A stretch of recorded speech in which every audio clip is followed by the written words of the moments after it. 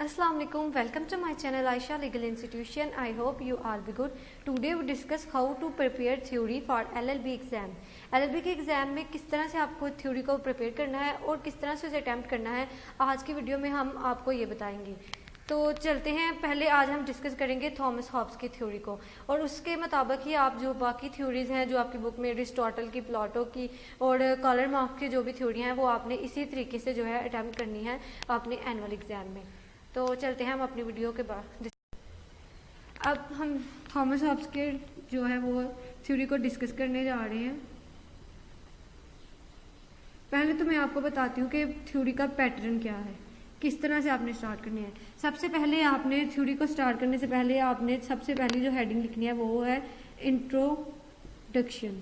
आपने ये बताना है इस इंट्रोडक्शन में कि आप किस बारे में थ्योरी लिख रहे हैं। इसकी जो थॉमस हॉब्स की थ्योरी है वो रिलेटेड टू है सॉवरेनिटी से रिलेटेड है। तो आपने जो इंट्रो में लिखना है वो आपने बताना है कि थॉमस हॉब्स जो है, तो हम इसमें पहले यही लिखेंगे कि थॉमस हॉब्स कौन था। आप थोड़ा सा इसके बारे में हवाला देंगे। थॉमस हॉब्स एक जो है वो मशहूर थिंकर है। फिर इसके बाद आप बताएंगे कि उसने जो सॉवरेनिटी की थ्योरी दी है उसको आप थोड़ा बहुत डिस्कस करेंगे। इंट्रोडक्शन होता क्या है कि पूरे क्वेश्चन का जो निचोड़ होता है वो हम इंट्रोडक्शन में बताते हैं। दूसरी हेडिंग हमारी ये होती है, अब इंट्रोडक्शन के बाद हम दूसरी हेडिंग लिखेंगे लाइफ, कि उनकी लाइफ कैसी थी, लाइफ में उन्होंने क्या क्या अचीव किया, उनकी एजुकेशन कितनी है, वो सारा कुछ। और उसके बाद वो प्लेस लिखेंगे जहाँ पे वो बर्न हुए, ये सारा कुछ आ जाएगा लाइफ में। जो भी आपने थ्योरी लिखनी है किसी भी राइटर की या थिंकर की, तो आप ऐसे ही लिखेंगे, पहले इंट्रोडक्शन, दूसरी हेडिंग आप देंगे कि उनकी लाइफ क्या थी, उनकी एजुकेशन कौन सी थी, प्लेस जहाँ पे वो पैदा हुए तो वो कौन सी थी। तो जैसे थॉमस हॉब्स हैं तो इनकी जो थॉमस हॉब्स जो है वो मेम्स बरी में पैदा हुए थे 5 अप्रैल 5080 AD को। तो ये आप लिखेंगे इसमें लाइफ में।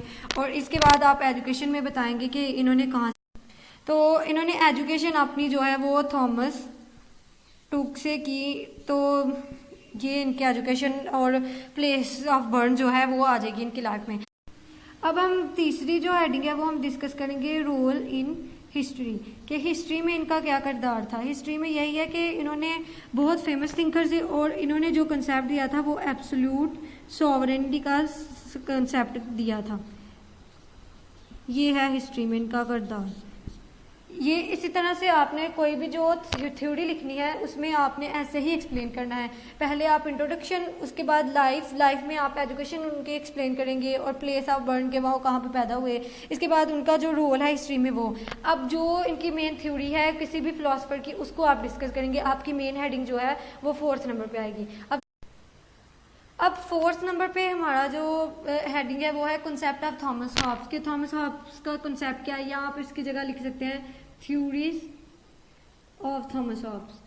तो ये आपने इसी तरह से पेपर में भी जो है लिखना है। ये हेडिंग जो है पेपर के एनुअल के हिसाब से मैंने बता रही हूँ।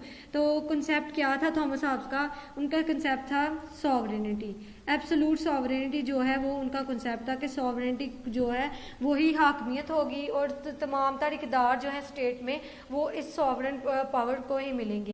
अब हम डिस्कस करेंगे कि इनकी थ्योरी के एट्रीब्यूट्स कौन से हैं। तो सॉवरन जो थॉमस की थ्योरी है सॉवरेनिटी, उसके मेन एट्रीब्यूट्स यही है कि उन्होंने कहा है कि जो सॉवरेनिटी है वो मोस्ट पावरफुल ऑर्गन है, कि सॉवरेनिटी जो है वो तमाम तर इक़दार जो है वो एक सॉवरन के पास होंगे। सॉवरन ही जो है वो मोर पावरफुल होगा किसी भी स्टेट में। हेडिंग है वो ये है कि एडमिनिस्ट्रेटिव पावर्स। एडमिनिस्ट्रेटिव पावर्स कौन सी होती हैं, ये वो पावर्स होती हैं कि आगे मतलब स्टेट है ना, सॉवरन एक बंदा है, वो आगे फर्दर जो अपनी जो पावर्स हैं वो किसी और में डिवाइड कर देता है, आगे इंस्टीट्यूशंस बनाता है उनमें डिवाइड करता है, तो उसे हम कहते हैं एडमिनिस्ट्रेटिव पावर्स। तो जैसे कि पावर्स ऑफ जज, ये आगे जो फर्दर पावर्स को डिवाइड करता है इसे हम कहते हैं कि जो है सॉवरन के पास ये एक अथॉरिटी है कि वो एडमिनिस्ट्रेटिव पावर को भी फर्दर जो इंस्टीट्यूशंस हैं उनमें डिवाइड कर सकता है। अब थर्ड पर है गवर्निंग एंड कंडक्टिंग अथॉरिटी, मतलब जो थॉमस हॉब्स है उसके मुताबिक ये है कि जो भी गवर्निंग और कंडक्टिंग अथॉरिटी है, जो भी स्टेट को गवर्न करना है या जो भी रूल्स एंड रेगुलेशन बनाने हैं, वो एक सॉवरन के पास इख्तियारात है, वो ही बना सकता है। अब 4th नंबर पर आ जाता है कि प्रोवाइडिंग सेफ्टी। ये भी एक सॉवरन की ड्यूटी है स्टेट के कि वो जो उसके इंडिविजुअल्स हैं रियासत के, उनको जो है वो सेफ्टी प्रोवाइड करे, उनके हकूक़ का तहफ़्फ़ुज़ करे। ये भी एक सॉवरन की ड्यूटी है अकॉर्डिंग टू थॉमस हॉब्स। अब 5th नंबर पे आ जाता है कि प्रोवाइडिंग प्रॉस्पेरिटी। एक सॉवरन के लिए, एक हाकिम आला के लिए ये भी ज़रूरी है कि वो वहाँ के लोगों को जो है वो सॉवरन प्रॉस्पेरिटी प्रोवाइड करे, वहाँ के अमन जो है स्टेट का पूरा अमन रखे ताकि लोग खुशहाल रह सकें।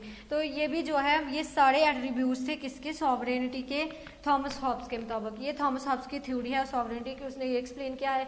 और भी थ्योरीज होंगी, उनके अपनी अलग-अलग कॉन्सेप्ट्स होंगे, तो आप इसी तरह से उनको 1 बाय 1 करके जो है इस तरह से एक्सप्लेन कर सकते हैं। अब जो एक्सप्लेनेशन है इन हेडिंग्स की, वो आपको मैं नोट्स प्रोवाइड करूंगी एंड पर, उनमें वो सारी एक्सप्लेनेशन दी गई है, आप उनको एक बार देख लीजिएगा।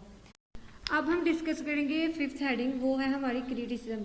किसी भी थ्योरी को एक्सप्लेन करने के बाद जो है उसका क्रिटिसिज्म लिखना बहुत इंपॉर्टेंट होता है। क्रिटिसिज्म ये होता है कि दूसरे बंदे जो इस थ्योरी में तनकीद करते हैं उसको थोड़ा बहुत से डिस्कस करना। अब हम डिस्कस करते हैं कि क्रिटिसिज्म क्या किया गया थॉमस हॉब्स की थ्योरी पे। सबसे पहले कहा गया है कि ये, अब जो पहला जो क्रिटिसिज्म है वो ये है कि अथॉरिटी ड्राइव फ्रॉम गॉड, कि जो पावर्स है सॉवरन की वो किससे ड्राइव करता है, गॉड से। उसको अपने जो भी पावर्स हैं उसके लिए वो जो है जवाबदेह नहीं होता किसी भी इंडिविजुअल को, जो भी वो डिसीजन ले रहा है उसके लिए वो जवाबदेह नहीं होता किसी भी इंडिविजुअल। अब सेकंड जो इसका एट्रीब्यूट है वो ये है, not according to the will of people, मतलब कि जो सॉवरन की थ्योरी है उस पर दूसरा क्रिटिसिज्म ये है कि ये लोगों की विल के मुताबिक नहीं है। मतलब कि लोगों की विल ये होती है कि वो जो भी गवर्नमेंट के जो भी फैसले हो रहे होते हैं वो उनके मुताबिक लिए जाएं, लेकिन जो सॉवरन थ्योरी है वो सॉवरन के पास ही सारी पावर्स हैं, सारी कुछ जो पावर्स हैं, जो भी रूल्स रेगुलेशन बनते हैं वो सॉवरन के मुताबिक बन रहे हैं। तो इसलिए ये भी जो दूसरा क्रिटिसिज्म है ये भी इस पर किया गया कि ये लोगों की विल के मुताबिक। और थर्ड वन ये है कि there is no example in history, कि हिस्ट्री में भी इसकी कोई एग्जाम्पल नहीं है। तो एंड पे जब आपने 5वीं हेडिंग लिख देनी है तो 6 पे एंड पे आपने कंक्लूजन करके और दैट्स इट, आपका क्वेश्चन मुकम्मल हो गया। इसके अलावा जो एंड पे मैंने आपको नोट्स दिखाए हुए हैं वहाँ से भी मैं आपको समझा देती हूँ और आप उनके स्क्रीनशॉट लेकर भी जो है सेव कर सकते हैं। अब हम डिस्कस करते हैं, इनको नोट से पढ़ते हैं एक बार के थॉमस हॉब्स की थ्योरी है क्या। तो इंट्रोडक्शन आप अपनी मर्ज़ी से लिख सकते हैं कोई सा भी। उसके बाद जो है उसकी लाइफ के बारे में आपने बताना है कि ये कौन सी जगह पे पैदा हुए, वो मैंने लिखी हुई है ये। और इसके बाद डेट ऑफ बर्थ भी मैंने बताई है, जैसे वाइट बोर्ड पे मैंने आपको समझा दिया था उसी तरह से।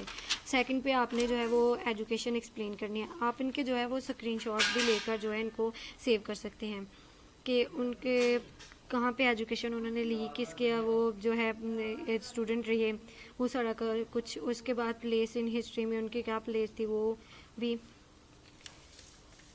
और फोर्थ पर है कि थ्योरीज के एट्रीब्यूट्स क्या हैं, ये सारा कुछ मैंने एक्सप्लेन किया हुआ है। Sovereign is absolute and powerful, वहाँ पे मैंने जो है सिर्फ जस्ट हेडिंग्स के नेम लिखे थे, यहाँ पे मैं इसको टोटली जो है वो एक्सप्लेन किया हुआ है कि जो सॉवरन पावर है उसके पास इतनी पावर है कि वो अनलिटरेड है, इरिवोकेबल, उसकी पावर को जो है ख़त्म नहीं किया जा सकता है, सोल सोर्स ऑफ लॉ है। उसके बाद जो है जितनी भी पावर है लाइबिलिटी की वो सारी किसके पास होते हैं, सॉवरन के पास होती हैं। जितने भी सोशल कंट्रैक्ट होते हैं वो एक सॉवरन ने करने होते हैं। उसके बाद right and duties of sovereign क्या है, वो सारे राइट्स हैं कि वो लॉ मेकिंग का जो इख्तियार है वो किसके पास है, एक सॉवरन के पास है।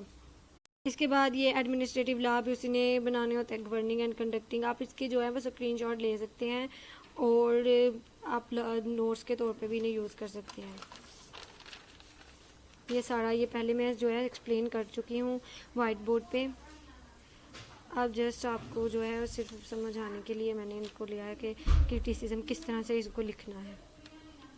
ये सारा क्रिटिसिज्म और ये एंड पे आप कंक्लूजन करके ये आपका क्वेश्चन कंप्लीट हो गया। I hope you like my video. If you like my video then subscribe my channel, hit the bell icon. Okay, take care.